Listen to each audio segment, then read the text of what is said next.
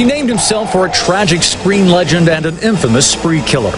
He calls himself a performance artist, playing the role of rock star.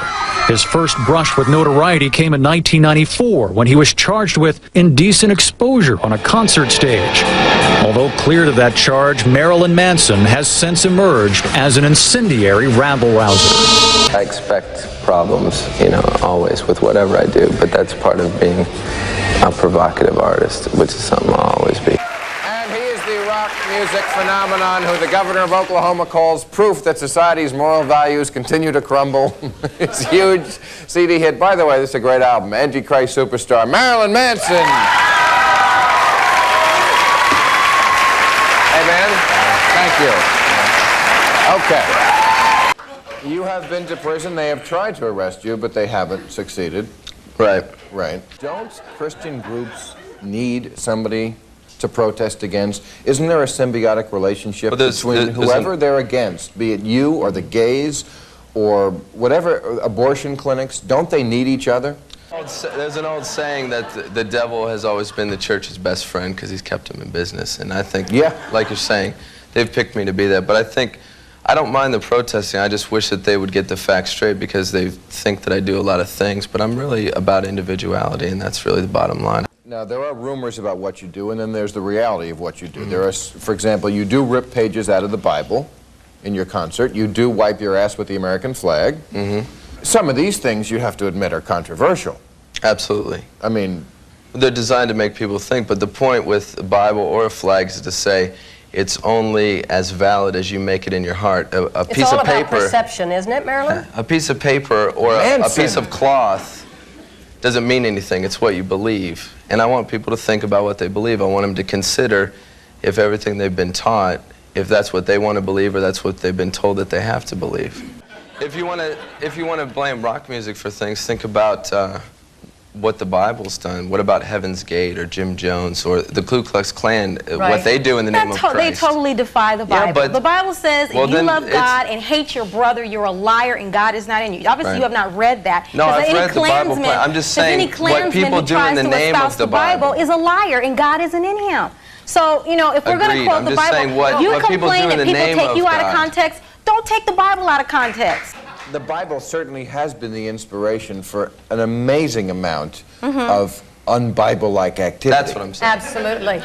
Why does everybody want to put the tag on, oh, the Bible is evil, or we need to question No, I'm not saying that. I like the Bible. That. I'm just saying I don't like the way people misuse it just as much as people could misuse it. If you like it, then be the standard and do it. That's the problem. I like it as a book, just like I like the Cat in the Hat. Say there's something and they're not. No, it's not. It's responsible because I'm telling them the truth. No sex and we haven't told people the truth. You're making an irresponsible. It's the suppression of sex throughout history that's made people so violent. I think. No, wait a minute. You're making the irresponsible. I want people to think, but I'm not trying to think I can save the world. Maybe the world doesn't deserve to be saved. You're not Christ. Maybe they only deserve to be entertained before they're all destroyed. Yeah, just about perspectives when we were talking about Christ and me being not like Christ. I mean, if you look at things from a different point of view, one person could see Christ as being someone a lot like me. Someone with long hair, had a lot of fans, a lot of people that fought. He had 12 disciples. That could have been his posse, for all we know. And people were He hung out with hookers. He drank. Being like Christ is different than being Christ. And they killed him. And they killed him. But being like Christ is different than being Christ. No, I'm just saying have a perspective. And since we're on national television, I want to ask you. Okay. What standards do you have and where do you draw the line as far as what is good and what is evil? I have basic principles that kind of exist in all religions, even Christianity. Such as? Well, the fundamentals, you don't kill people, you know, a basic good person. Okay, so probably the same as yours. No, they're not the same. What do you make of the reaction of the people, especially in America? You've been having a hard time.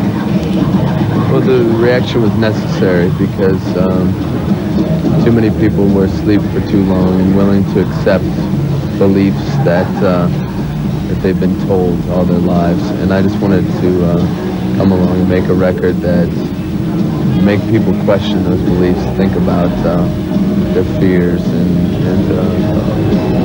and understand themselves more. Well, the problems that you've been having, I mean, this reaction is an exclusive an American thing, or you experience this sort of reaction also in Europe, in other places? Europe and Asia look at religion differently. Religion in America is very much like a business. It has very little to do with spirituality or God. It's more politics, and that's what I dislike most about it. So our problems usually remain in America. You were against the fascism of beauty. What sort of beauty were you talking about, and what sort of fascism of beauty you were talking about? It's more the idea in America that I'm against. That television instills this, if you don't wear a certain type of clothing, or you don't drive a certain type of car, or you don't believe in a certain God, then you're not going to be accepted. And it's kind of like an underlying form of fascism. It's not as blatant as things that we've seen in the past, but it's just as damaging because you grow up feeling like you can never fit in, and it makes you feel like you're not a person, and then I think that's a big problem. I'm telling people what I see, and some people are scared of that because they don't like the way I see it.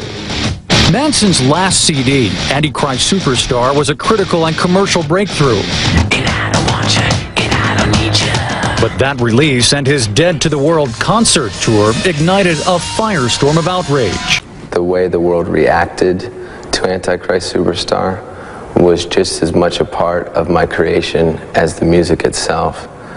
When I sit back at it and look at it a year later,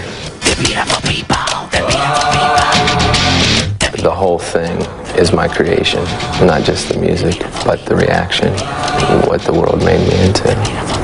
It's all part of what I intended. There's a 29-year-old rebel who's still evolving emotionally. Are we going to listen to a kinder, gentler Marilyn Manson? I don't think so. I just think there's a greater balance. To become this strong Superman that I set out to be, I didn't realize that I had to have weaknesses as well. So I balanced myself out more. I'm more extreme now than ever. In what way? Ways. I feel more. I feel other people's pain. I feel other people's joy, and it's affected me as an artist. I've learned to have empathy now, which is something I didn't have before. People that are outside aren't thinking. They're basing their hatred for me on what they think I am, and that itself is the type of fear and ignorance that's caused so many people to suffer throughout history. There's an old saying, the devil's always been the church's best friend, and I think in this case they've made me to be the devil, and that's a role that apparently I'm pretty good at. My show and my performance and my music and what it's about is going against the mainstream. You know, Christ in most circumstances has been a metaphor for the closed-mindedness and the traditions, you know, that we've been raised on, and my point is to question those and to realize if you're believing something because you want to or if you've been told to. And that's really the bottom line of everything that I represent. Did you endorse mass shootings? No, absolutely not. So why you in Columbine? Because I happen to have a song in The Matrix that just come out, and they're shooting, and I had a video on TV called Rock is Dead. The kids weren't even fans of me. I think they probably thought that I was too much of a sissy because I was wearing lipstick. I don't really know. I don't know what's going on with them. Well, you must have got a bad rap for that. Yeah, it kind of put my whole career on hold. But a lot of people don't know about it because I had to really take an active stance legally against a lot of news places for using Marilyn Manson, which is trademarked, much like Mickey Mouse. It's not. Did you sue people? No, but I had to put a cease and desist order, so now people don't talk about it. So in some ways, I feel mad that, you know, other than Bowling for Columbine, which a lot of people at airports and things like that always say, oh, I didn't know you're so smart, what you said in Bowling for Columbine. And I always want to say, I didn't know you're so stupid, but I don't know you. As soon as it happened, did you know you were going to be somehow involved? Before they were showing anything, they said, a gang of kids wearing Marilyn Manson t-shirts shot up a school or something live on Fox, and I was saying, oh, this is why, you know. So now I think that I've been blamed for about 36 school shootings. There is a press release from your record company that says, nudity, self-mutilation, chickens, arrests, spitting. See them now before they're in jail, dead, or the biggest rock band in America. And I'm wondering, like, what is it shock value? Is it deep meaning? Is it science project? What motivates your work? It's a little bit of everything. I like to experiment with people's fears, see what motivates them, what scares them. And at the same time, I also sometimes mock the whole sensationalism of it all anyways. Sometimes it seems like I'm trying to be shocking, but I'm mocking the fact that people take it so shocking. Shock point's never been the point. It's just sometimes easier to get things across to people if you say it in a way that gets their attention more than something else would. Yeah. So you sort of intentionally bring it way over the top. So play with it. Play with the image. Yeah. And the embodiment of fears, or trying to face your fears through what you do. And in a way, if you embody your fear, you almost have some sort of control over your fears. Absolutely. Yeah. I mean, that's the way that I've always overcome things that terrified me, by becoming them. And you know, hopefully, if people who like our music can learn from that, maybe I shared something with them that means something to them. You know, that's the most that I can try and do, is to make people think. And confront stuff. Sure. Yeah. What is, like, your biggest fear? Of myself, I guess. Fear of losing control. Because I like so many times to put myself very close to chaos, but that makes me appreciate control even more. Do you feel like you've got control over the chaos, or is it just an attempt at it? That's an everyday battle, you know, which makes life worth living. If it wasn't that way, it would be pretty boring. I was reading somewhere, I think it was in Option magazine, you were talking about the idea, or you believe in the idea of survival of the fittest and social Darwinism, about being strong. But how does that reflect into society? How the idea that society tries to take care of the weak, is that a pointless pursuit? I just think it's something that people need to think about more. In America, through the part of Christianity, we're raised to love everybody, and I think when you love everyone, that really depreciates the value of love.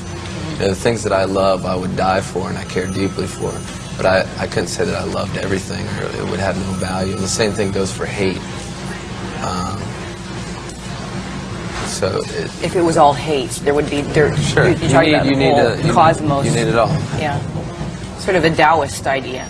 A little bit, yeah. Yeah. You cover Patti Smith's "Rock and Roll Nigger." Why did you do that? I thought it was a song that nobody else was brave enough to cover these days. Because of political correctness, people are terrified of using a word like that, but I thought, hopefully in the same way that she did when she was writing it, it demystifies it and makes it not such a bad thing.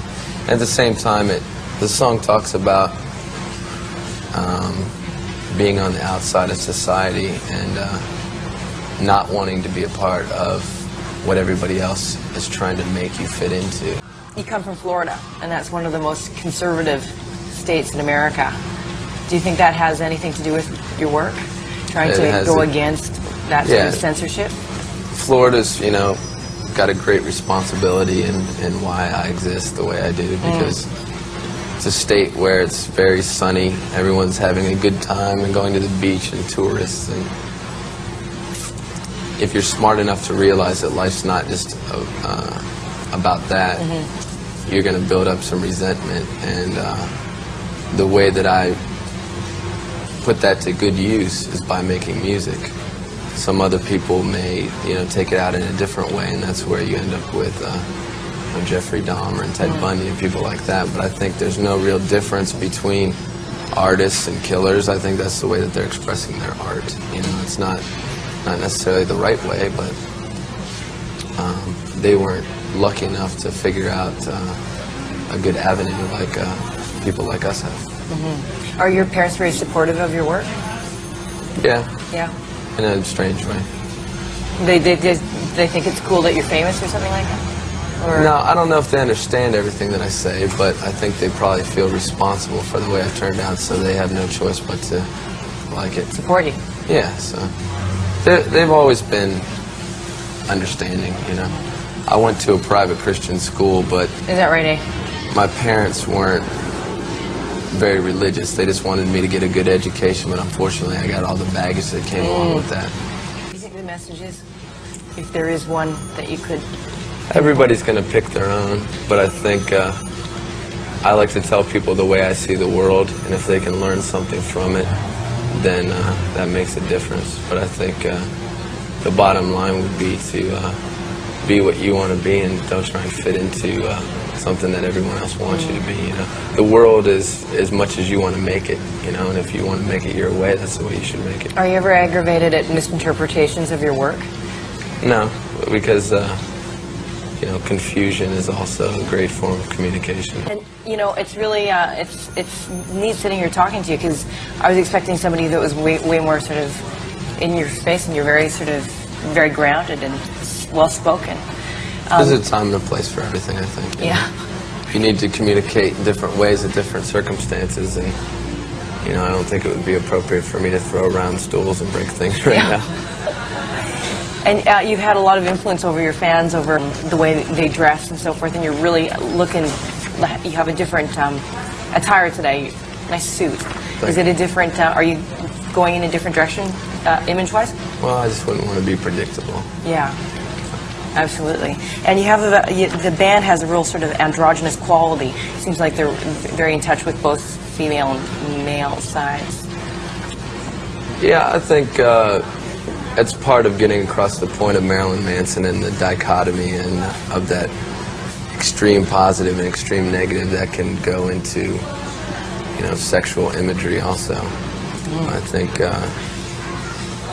it's too boring to have things spelled out plainly. I think the more options you have, the more exciting life can be for you overall. And more possibilities. And you know, that helps me to evaluate myself when I think about the things that I do in my life and stuff, you know, because I can go from times where, you know, I'll experiment with anything, and then I go over times like today where I feel completely grounded, and sometimes, you know, when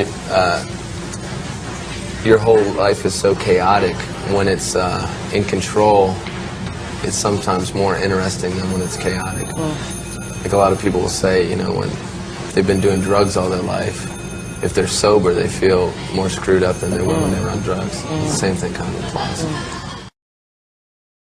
So for religious people to indict entertainment as being violent, it's kind of ironic because Christ was the first celebrity and all entertainment comes from religion. And my jaw being removed is to represent the silencing of, you know, people with dangerous opinions. So do you see that there's a parallel between, say, Jesus Christ and Marilyn Manson? Well, it was something that I wouldn't have looked at in the past. You know, I started out with Antichrist Superstar, which was just completely opposing religion altogether. But now I wanted to re-examine things and interpret them on my own terms and say, well, I can now enjoy the image of Christ or the story of Christ, but on my own terms, not the way that I was taught to. You were talking about having been felt as if people had, by and large, persecuted you for your music. Do you feel similarly, like, do you ever feel kind of like a martyr as Jesus was, or the pantheon of saints? I mean, I look at that a lot on the record, and I try and bring up parallels. The three people that I point to a lot on the album, Christ, Kennedy, and John Lennon. And, you know, I'm not going to put myself in the same ranks as any of them, but I was trying to find things in common with them, you know, maybe learn from their lives a bit on the record. Do you see yourself as a rebel or a revolutionary? It's hard to be either, you know, it's hard to be either anymore. As long as I try and surprise myself, I try and challenge myself, always, you know, never be set in my own ways, like writing a song, always being able to do it in a different way, then I'm still being revolutionary. But I think the lesson learned on this record is, you know, you can't change the world, you have to change yourself. Hollywood that I'm going to put out early next year. Did you ever feel like, did you ever question yourself and go, oh my gosh, there's so much, I really have a lot of sort of power over people. Did you ever go, my goodness, what's going to, like the types of things that can result in that? No, you know, I think it was kind of disrespectful of the media to present that whole event and exploit Columbine as if it were the first time something like that happened. Things like that have been happening for, you know, years, you know, even in the 50s and the 60s. And it's, you know, that was the main point of me to say that, you know, it's not about guns, it's not about what people are watching. It's man's nature to be violent. You know, it's up to us. It's our personal responsibility to break that cycle. You know, that's part of evolution. You know, Cain killed Abel. These are the first two people on the earth. You know, there was no TV for them to be inspired. There was no Marilyn Manson for them to believe. But I think in America now, people have grown very cynical of politics, and I'm sure it's the same way here. And music and art are the things that do really affect the world, and not in a bad way that they're trying to suggest. It's the one thing that people care about. It's the only thing that matters to them, you know. So it's not something that should be censored or taken away. Do you think government should have any say over the arts, be it good or bad? I think there needs to be guidelines. There needs to be some sort of boundary, you know. Otherwise, you don't know what the limits are. And it's always my job to keep pushing that boundary. But I don't think that anybody should be able to decide except for the people who are listening. You know, the parents, if they want to not let their kids watch a show, then they just turn the TV off. It's really about lazy parents, it seems like to me, people that aren't willing to raise their kids. Right now we have a phone audience, actually. Jacob, yes. You got a question? Well, I've been following and admiring your work for quite a while now, and I always wanted to know what exactly pushed you to do what you do now, and who do you admire the most?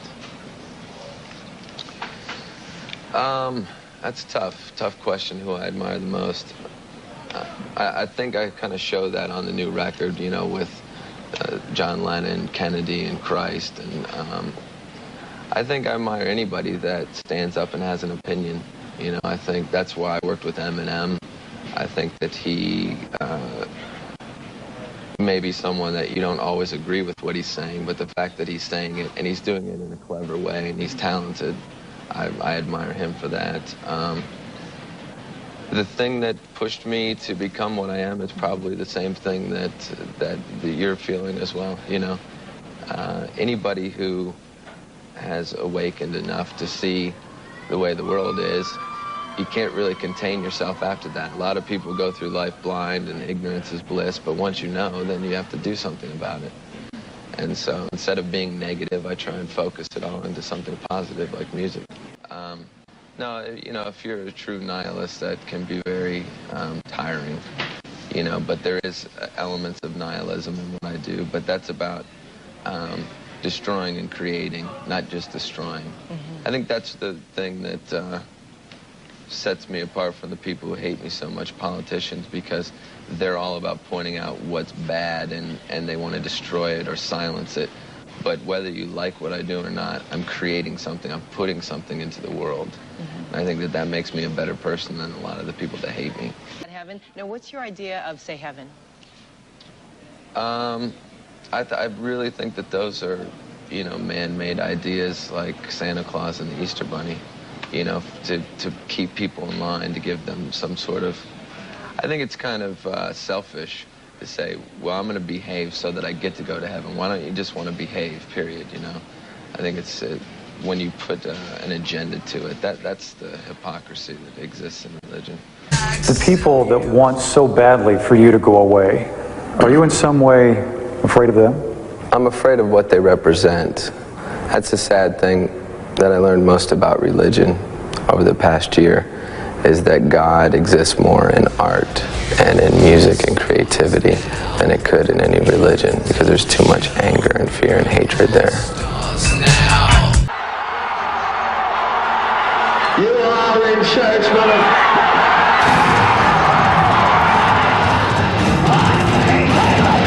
Welcome to the altar of Marilyn Manson, the most controversial rock and roll act on the road today, coming soon to a sold-out arena near you. I've always identified with the character of Lucifer in the Bible. Taking the names of two American icons, Marilyn Manson creates a performance that is a paradox of glitz and horror. The ghoulish makeup might remind you of bands of the past, but if you think they were outrageous, then get ready for the new king of shock rock. As the Beatles were bigger than Jesus, Marilyn Manson is bigger than Satan. The most ironic thing that these people always fail to realize is that the lack of hospitality that they greet someone like me with is just very unchristian. I think that's the biggest paradox of all. As a kid, I remember all the bands that I ended up listening to, David Bowie and Black Sabbath and Kiss and things like that. I had heard about all of them through my church because I was told this is what I wasn't supposed to listen to, so I went out and bought it immediately. The forbidden fruit Brian Warner savored as a boy, Marilyn Manson now dishes out to a hungry new generation of fans.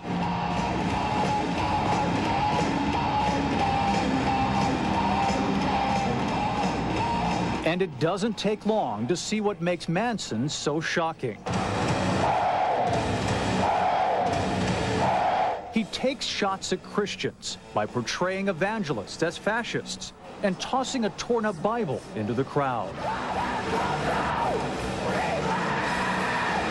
You know, in the past, people have always, hid their horns, so to speak, because they've always backed down when people confront them about the darker side of, man's nature. But I don't think it's something we should be afraid of or ashamed of.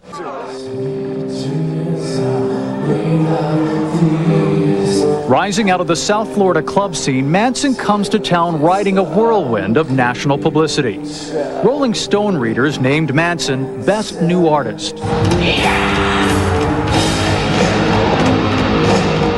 But not everyone in Wheeling is looking forward to tonight's performance. We must continue to pray. Presbyterian minister George Kurtz and others in the Christian community are outraged over Manson's reported involvement in the Church of Satan. Marilyn Manson, he's evil.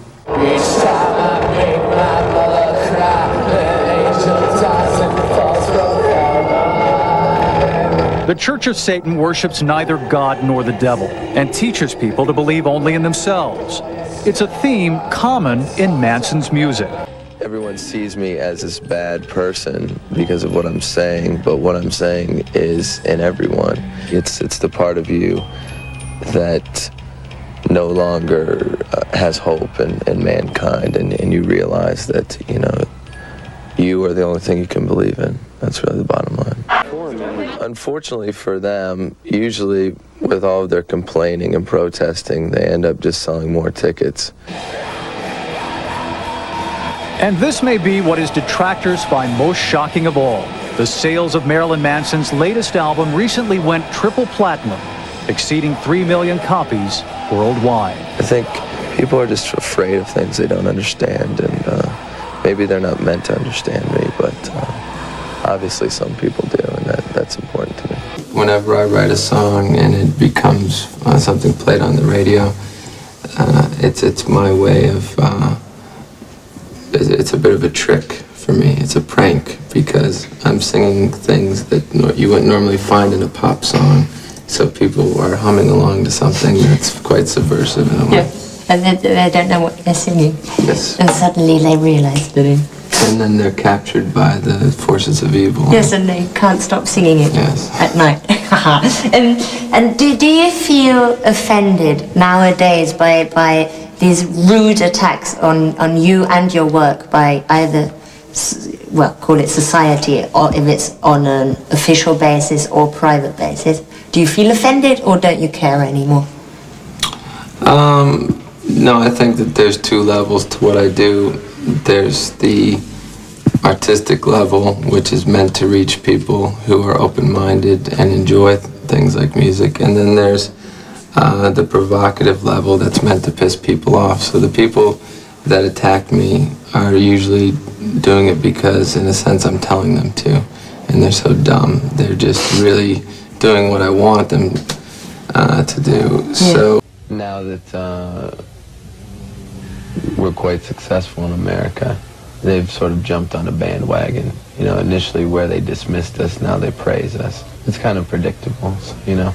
I don't consider it flattering, or when they dismissed us in the beginning, I never considered it an insult either. What I do isn't that different from what someone does in church on Sunday. I have a vision of the world. I get up in front of a large group of people and I say it, and they pay to see it. And I think they do the same thing in church, and it's interesting because one is considered more righteous than the other, but it's only because of popular belief. Right and wrong is just, you know, what's popular. It's not really anything to do with morals in the end. I don't necessarily expect people to understand everything that I have to say, but the things that I do that are provocative should piss people off. But the things that people were saying that I did are just childish and irrelevant. It has nothing to do with our music. Mr. Manson, may I call you Mr. Manson? You sure?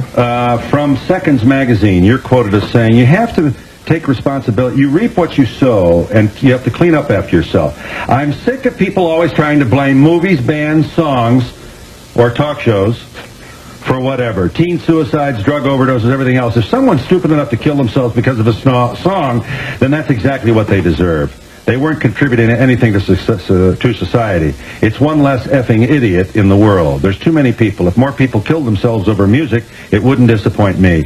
It would disappoint me in that it's sad that people are that stupid. Exactly.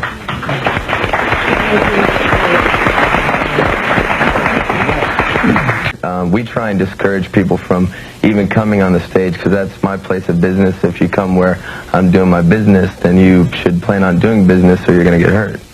Well, doing business, in other words, if they come up on the stage... There's a lot of heavy instruments and things like that. If you're coming up there, you're going to get hurt. There's a good chance. You know, we try and discourage people from coming on the stage. Right, how do you do that? We make an announcement before the show. But if somebody comes up on the stage, they're likely to be... Well, the bouncers shove them back out, and that's how they end up getting hurt all the time. Well, yeah, I do too. If they hit me, I'm going to hit them back. Right. Here you are with a bit of profanity with a stage crasher. Watch this. Marilyn Manson, the performer, encounters a citizen from the audience and says what? You keep coming up here, you're going to get beaten or raped.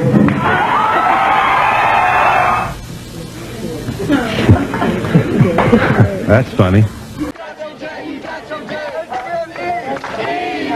I feel sorry for their lack of intelligence and their closed-mindedness. I almost look at them how, you know, most of mankind would look down upon apes as being a lower form of intelligence. I don't expect someone who is so closed-minded about their religion to understand me, because I think that I've evolved into a different level that's beyond their experience, and it's something that you can't explain to people like that. They have to find it on their own. I can't try and make them understand why I think the way I do. They're not capable of understanding it. Well, I'm very much into philosophy. A lot of different philosophers that I've read over the years, like Nietzsche,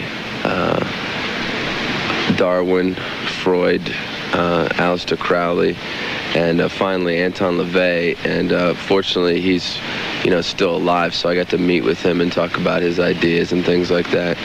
And in America, Satanism is sensationalized and kind of misunderstood, and people associate it with worshiping the devil and things like that. But it's really a philosophy about individuality and self-preservation. It's about you know, being your own God. And you know, that's a lot of the things that I've agreed with, so that's why I became friends with him. But by no means is that you know, the only idea that I associate myself with, because I incorporate a lot of different philosophies into what I'm about, including Christianity. You know, there's a lot of valuable lessons to be learned from the Bible. I just feel that the way a lot of people interpret it, particularly in the USA, is very hypocritical, and that's what I try and open people's mind to, that there is different ways of looking at things rather than what we've been told over the past several hundred years. What's your message? What are you trying to get across in the lyrics to these songs? It's always about being yourself and not being ashamed of being different or thinking different. I try and take everyone's ideals, common morals, flip them around, make people look at them differently, question them, so that you're not always taking things for granted. All right, noble. But why the bizarre get-up? I mean, why the eye? Why the nail polish? Why the Satan stuff? You're a minister in the Church of Satan, right? No, not necessarily. That was something earlier. No. It was a friend of mine who's now dead, who was a philosopher that I thought that I learned a lot from, and that was a title that I was given. So a lot of people made a lot out of it. Yeah, but I mean, look, if you're a reverend in the Church of Satan, I didn't get paid for it. But why, if you want to get those kids, those lonely kids, and you want them to be able to be creative and burst out of that, why the bizarre presentation, which can be misinterpreted? I think everybody's got a presentation. Everybody looks a certain way because they want to convey a certain image. You look a certain way because you want people to listen to you in a certain way. Are you an exhibitionist? I'm kind of shy, and I think that I take that out by performing in front of a lot of people. That's how I get out my shyness. So, but you've done some pretty bizarre things on stage. You encourage kids to have sex. No, I don't. I do have a lot of sexual imagery in my performance, but I don't think it's ever encouraging anyone to have sex. I think I just show my own sexuality, but I don't think I've ever really written about having sex or anything like that. But I think that's, again, another thing that parents should be deciding. Okay, but remember now, a lot of kids don't have parents that really care about them, and those kids tend to gravitate to people like you who If a kid asked me, should I have sex, I'd say, how old are you? And I'd say, well, I lost my virginity when I was 16. So there's my inspiration to you. All right. And I would have tried sooner, but I just couldn't find any girls that liked me. You're a pretty well-spoken guy, yet in your records you use a lot of F-word, a lot of swearing, and this and that. Again, is it necessary to get your message across to use that kind of language? Is it, you use the sexual imagery, you use the shocking physical appearance, you've done some bizarre things on stage, and you use profanity. All that necessary? Sometimes. I think sometimes when you're making a point, I don't think that my lyrics are overlaced with profanity, because I myself don't speak using a lot of profanity in normal conversation. But I think when you're making something aggressive and you need to get a point across, if you're angry, sometimes profanity is necessary. It's better to use a curse word than to hurt somebody else, I find. You can take some of your lyrics as, you know, you'll understand when I'm dead. I mean, disturbed kids could take the lyrics and say, you know, when I'm dead, everybody's going to know me. Well, I think that's a very valid point, and I think that that's a reflection of, not necessarily this program, but of television in general. If you die and enough people are watching, then you become a martyr, you become a hero, you become well-known. So when you have things like Columbine and you have these kids that are angry and they have something to say, no one's listening, the media sends a message that if you do something loud enough and it gets our attention, then you will be famous for it. Those kids ended up on the cover of Time magazine. The media gave them exactly what they wanted, and that's why I never did any interviews when that happened, when I was getting blamed for it, because I felt that I would be contributing to what I found to be reprehensible. So you don't believe that your songs reflect any kind of suicide wish or anything like that? No, I feel that my songs talk about getting through feelings like that, and it just, I think it's my job as an artist to be out there pushing people's buttons and making them question everything, and I respect you for challenging me, and that's why I came on the show. I think church has very little to do with spirituality. I think it's something you have to find in yourself. It's about expressing your deepest fears and your emotions and putting it in something. It's not about living in fear and praying and hoping you're not going to go to hell. That's not very spiritual to me. Usually people hate what they're afraid of. It's the classic story. I think that even kind of goes back to Jesus, you know. they were afraid and didn't understand him, so they killed him. And I think that probably horrifies Christians more than anything to hear that. But I don't disagree with a lot of the ideals that he was trying to get across. I just don't like the way people have used them to exploit others and to make even children feel guilty for having imagination or wanting to be individuals. I like to look at all different religions. I find valuable elements in Judaism and Satanism and Buddhism and in Christianity as well. I think you can just take different things that you can apply to your life. But if you follow anything solely, that's as stupid as listening to everything that I have to say. Glasgow, there was a mother who I met after the show, and her daughter had killed herself because she was always being beat up at school and she couldn't take it anymore. And her mother wasn't blaming me for the suicide, but she wanted to meet me because the girl related to me and idolized me, she thought. And that was very hard to meet her, and she was happy, and I think it was important to her that I talked to her, and it was important to me. It was very sad, and I dedicated the song to her because I thought it was a story that we could all relate to. And there's been several other occasions where I've met fans that were terminally ill and dying, and I've just told them just enjoy every day to the fullest. That's all you can do, because I don't know if I'm going to die tomorrow, so I'm in the same position as you are, and those are always difficult situations. I've seen plenty of bad things happening, but I don't think you can ever determine what the cause of it is. Someone may look a certain way or act a certain way, and maybe it's their interpretation of me, but the reason they might be doing that is because their parents aren't listening to them. So it's hard to say what is the cause, is it bad parents or is it the music?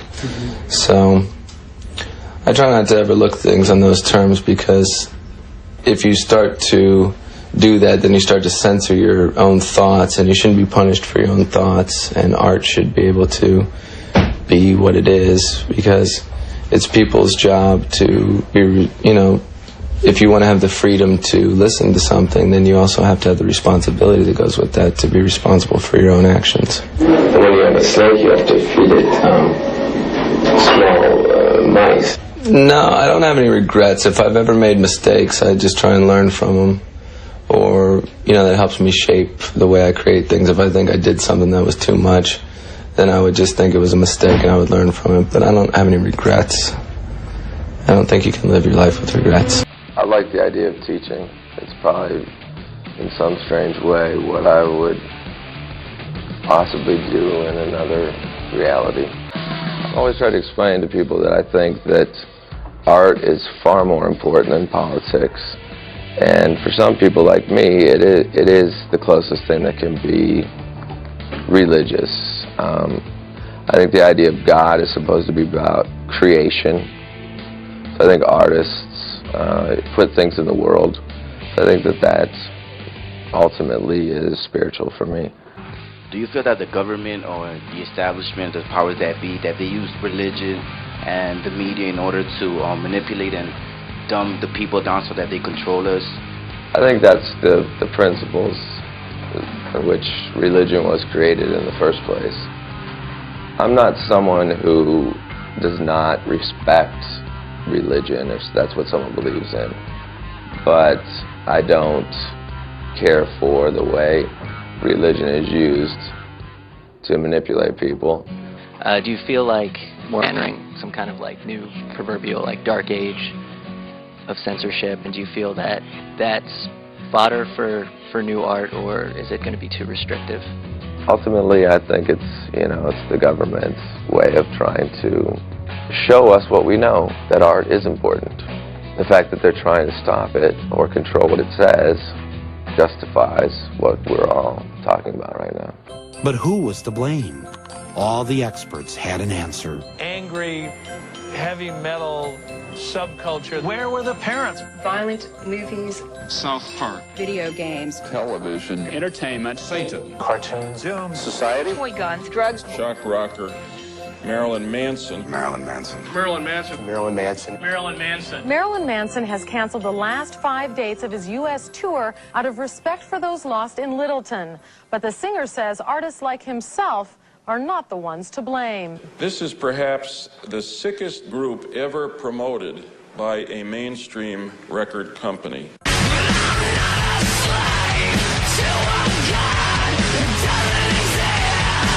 After Columbine, it seemed that the entire focus on why the shootings occurred was because the killers listened to Marilyn Manson. 2 years after Columbine, Manson finally returned to Denver. There were protests from the religious right, but I thought I'd go and talk with him myself. When I was a kid growing up, music was the escape. That's the only thing that had no judgments. You know, you can put on a record and it's not going to yell at you for dressing the way you do. It's going to make you feel better about it. I definitely can see why they would pick me, because I think it's easy to throw my face on a TV because I'm, in the end, sort of a poster boy for fear, because I represent what everyone's afraid of, because I do and say what I want. The two byproducts of that whole tragedy were violence and entertainment and gun control.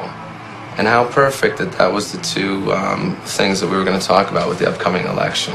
And also then we forgot about Monica Lewinsky, and we forgot about the president was shooting bombs overseas, yet I'm a bad guy because I've sing some rock and roll songs. And who's a bigger influence, the president or Marilyn Manson? Do you know, I'd like to think me, but I'm going to go with the president. Do you know that the day that Columbine happened, the United States dropped more bombs on Kosovo than any other time during that war? I do know that, and I think that that's really ironic, you know, that nobody said, well, maybe the president had an influence on this violent behavior. No, because that's not the way the media wants to take it and spin and turn it into fear, because then you're watching television, you're watching the news, you're being pumped full of fear. There's floods, there's AIDS, there's murder, cut to commercial. Buy the Acura, buy the Colgate. If you have bad breath, they're not going to talk to you. If you got pimples, the girl's not going to fuck you. And it's just this, it's a campaign of fear and consumption. And that's what I think that it's all based on, is the whole idea that keep everyone afraid and they'll consume. Mm-hmm. And that's really as simple as it can be boiled down to. Right. If you were to talk directly to the kids at Columbine or the people in that community, what would you say to them if they were here right now? I wouldn't say a single word to them. I would listen to what they have to say, and that's what no one did.